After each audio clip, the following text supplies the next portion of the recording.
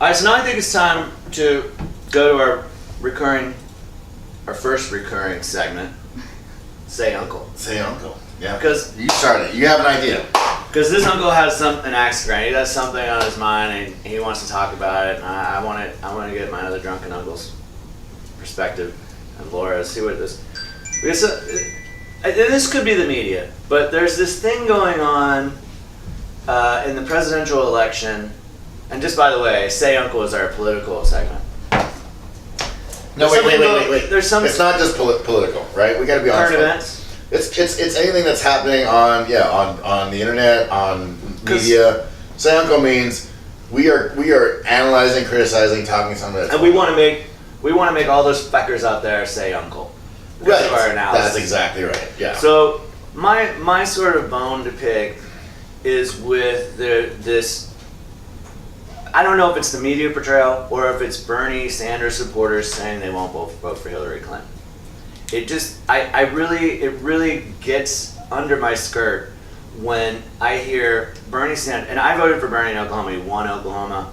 I voted for Bernie. I'm just putting my politics out there. Feel the burn. I think he's an amazing candidate, but I'm also a political realist, and if you don't win, you don't win. I mean, people can say that Hillary's corrupt or she has like these Wall Street ties or whatever, but so is every other politician.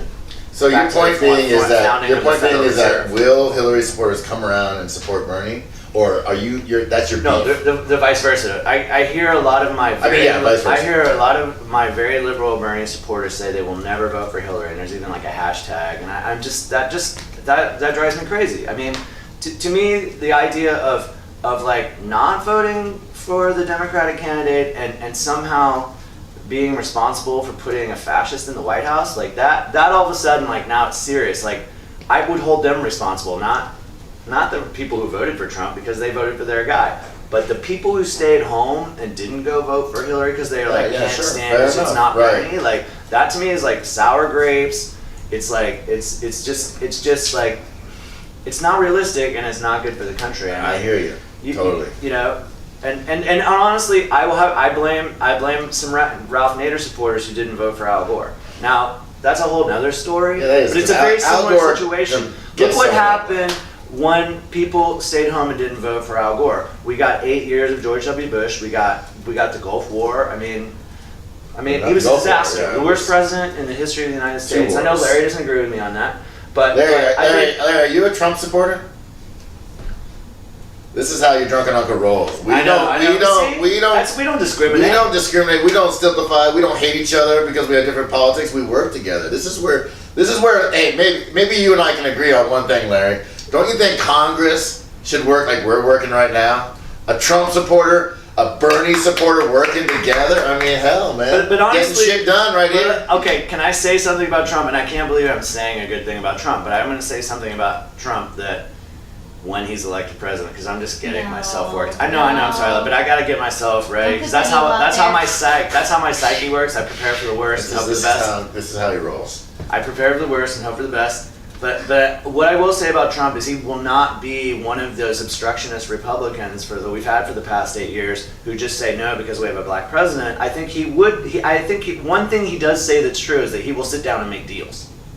And I think he probably knows how to compromise. I mean, look at compromise is what's been sorely missing out of our government. Absolutely. And it's just driving everyone to the extremes. So let me jump in here because you're saying a really good thing. You're saying a good thing. All right, so I agree with you. Look at Ted Cruz was always the scarier candidate in my mind. Yeah, and you've said that all the way Donald Trump is and will compromise. I just think he will. He's just that guy. Do I agree with Donald Trump? No. But I don't even know who Donald Trump. I don't know if Donald Trump knows who Donald Trump is. Like that's what scares me. That's what scares me. He wants to win. But to come back to your point about Bernie supporters backing up Hillary, in the 2008 election, there was an enormous voice of Hillary supporters who said they will not support Barack Obama.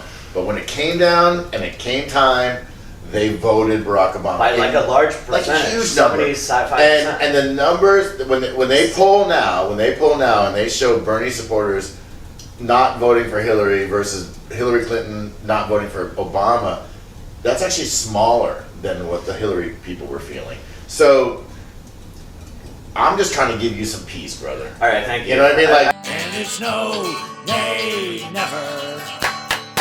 No, nay, never, no more. Will we play drunken uncles? No, never.